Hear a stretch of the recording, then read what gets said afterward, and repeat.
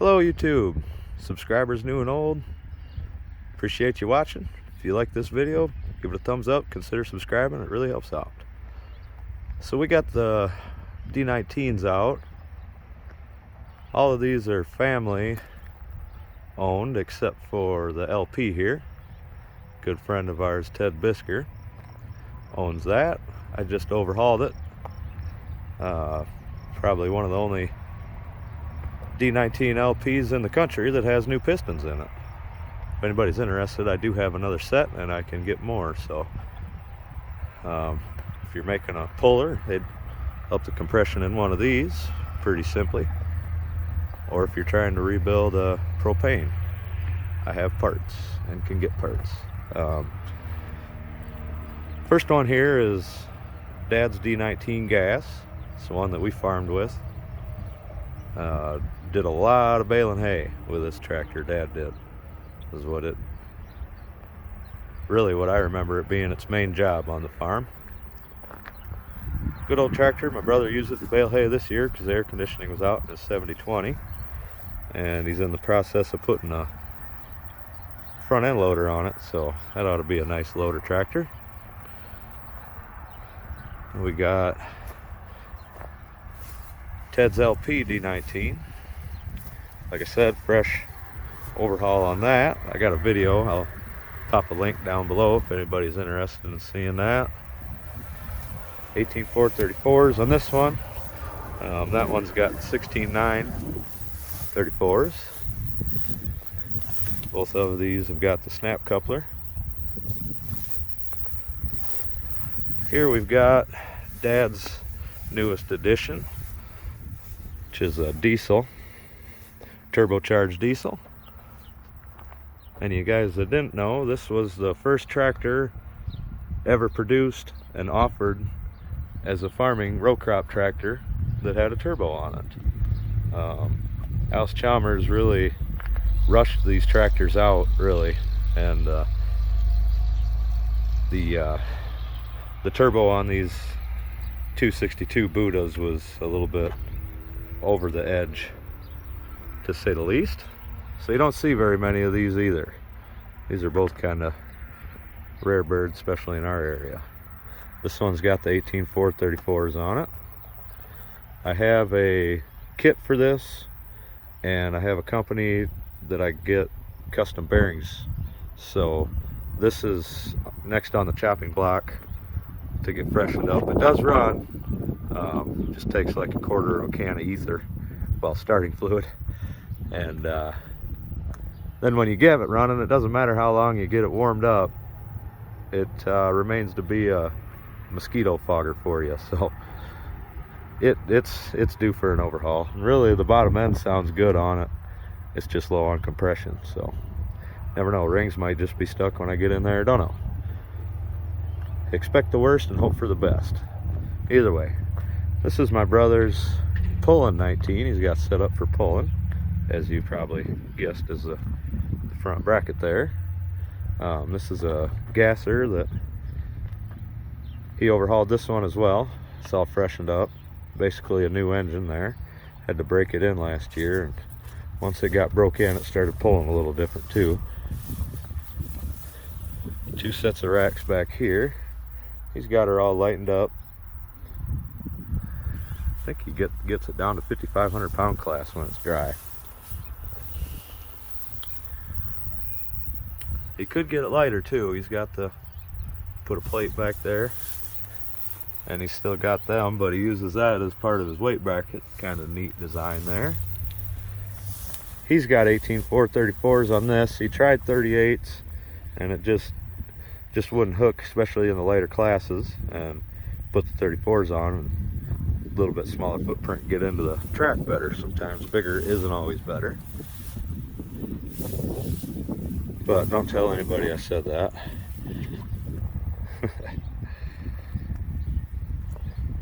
Narrow front under there. I'm just gonna, if you guys know, you know, and I'm just gonna leave it at that. So, also about that narrow front, it's sitting on the hill, but you can kind of see how it's lower than the other one there. When it's sitting flat, it's got that real nice pulling rake to it. It looks pretty neat. I really like it. All right, moving on. This is my D-19 pulling tractor that I built last year. We call this Big Mike in memory of a really close friend that passed away last year, 2 years ago now. This has got a naturally aspirated 426 that you would generally see in 70, 60 or, you know.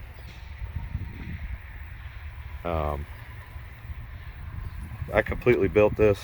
Me and my friend Bob did. This has got 18 Ford 38s on the back of it.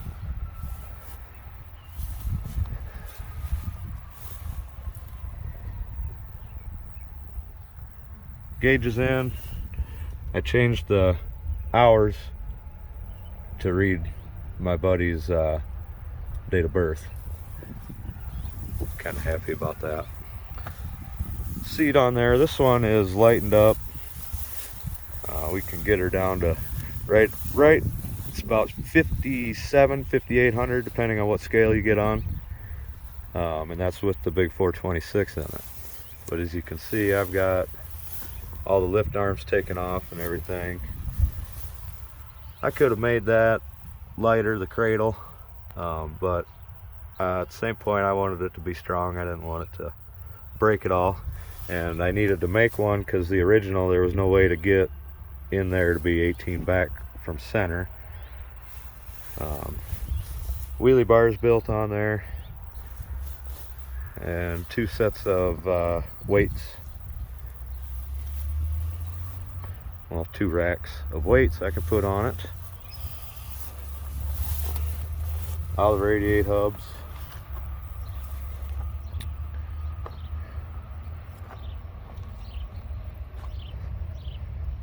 Underneath of that is actually a WD front end. You can see it down in there. Little radiator that basically keeps it cool. Little mini alternator up there.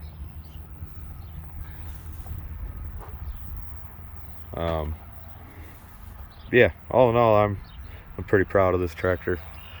Happy with how it went together. See the hood. Thinking about having lines made, and I have this is, believe it or not, this isn't the hood that came with the tractor.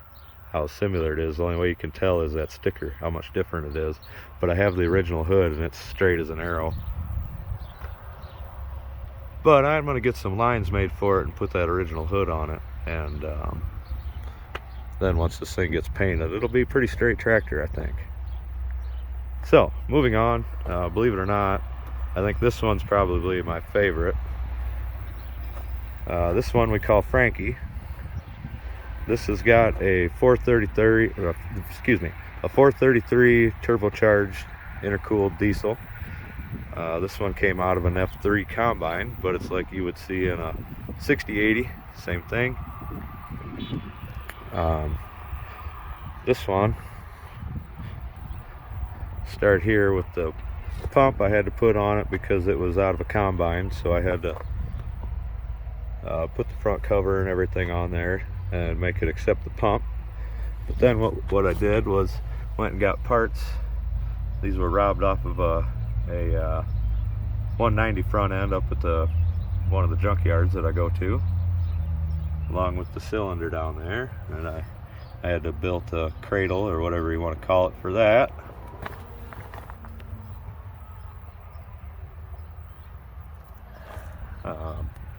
Plumbed everything up for the live hydraulics.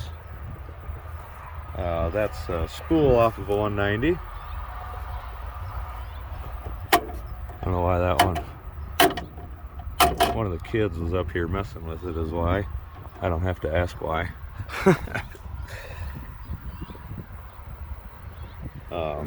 Built the steps, and that was mainly this is a big, that's a diesel air cleaner, and that was the only place that there was really room to put that. So then I needed a battery box, which got me into thinking, well,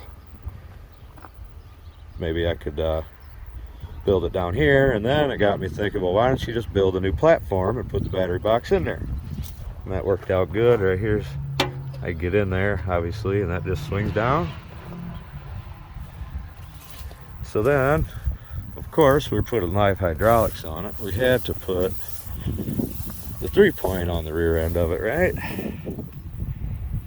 It's like you would see on the 190 and factory for this.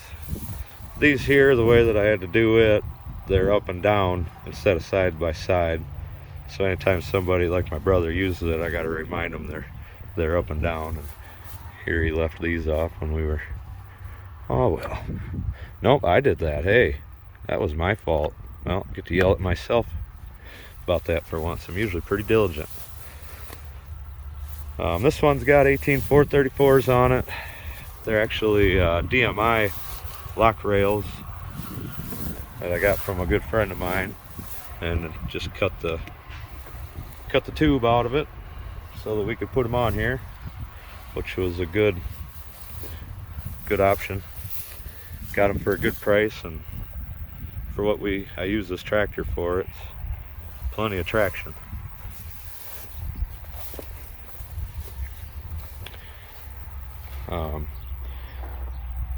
In order to use the wide front, we had to raise this up so you can see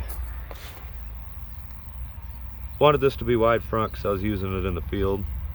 With the narrow front end, it would have completely got rid of all of that. However, like I said, I'm using it in the field, and the wide front's just so much better when you're using it. And that's what we ended up with.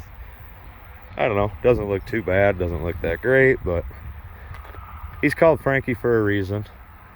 I have another tin for this, believe it or not.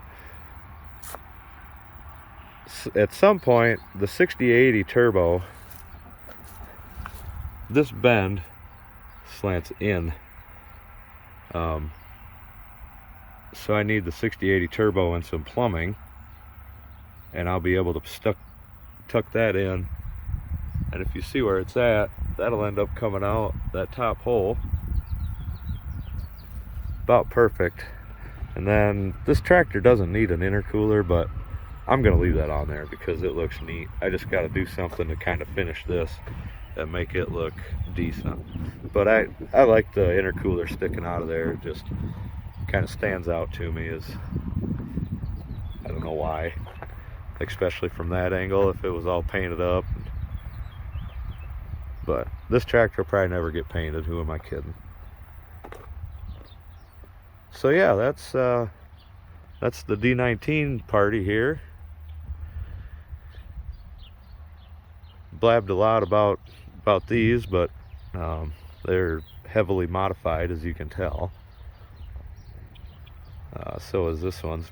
It did some good modifications to it, but we've got all of the doors and stuff for this. We just got to get glass put in them if we decide we want them on there. I don't know. Kind of an echo box, really, but it is unique, and I think this tractor is not going to get much use, so I think we'll probably end up getting that cab fixed up on there. See what Dad wants to do with it. And like I said, you guys need parts, just comment here in this video and we'll get together, send you an email or something like that. We'll figure it out. So I hope you guys enjoyed checking out the 19s. We got a lot of other tractors. I just kind of pan you around for any of you guys that haven't been around. Series 417 up there, 7045, 7060, 6080. We call that 7301, 7060 chassis with 301, my 615 loader, and then up there's a whole shed full of them too yet. So 4th of July, we get them all out, line them up, so I'll have another video like this, walking through the rest of the collection. And then we've got like 6 or 7 that we've done some engine swaps on them. and I think I should get those out and get them together and do a video on those too. So they'll be, obviously those two will be involved. But all right, that's it, guys.